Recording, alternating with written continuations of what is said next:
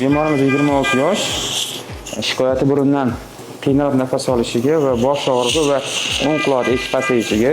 Tekshirib ko'rilganda burun to'siq qiyshiqligi va adenoid vegetatsiyasi 2-darajada va o'ng yuqori jag' bo'shlig'ida surunkali yiring qotib qolgan yiring aniqlandi va o'ng quloqda suyuqlik, eksudat.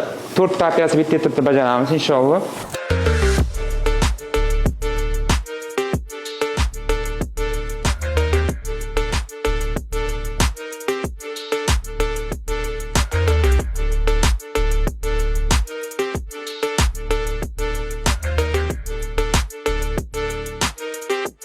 Chap yuqori jag' bo'shlig'i kista mana suyuqlik chiqdi ichidan. Yiring bor, tortib oldik yiringini. Hozir mana kista qoplarini tozalab tashlaymiz. Xudo xolasa bemorimizda bosh og'riqdan xalos bo'ladi. Yuqori jag' bo'shlig'ini tozaladik. Kistadan, yiringdan hozir ko'rsataman sizga. Mana o'sha bo'shliq. Hozir o'tiribdi mana. Katta kista bor edi, tashladik. Xolasa yaxshi bo'ldi. Mana aziz obunachilar, operatsiyamizni yakunladik. Ko'rdinglar, biroz murakkab bo'ldi.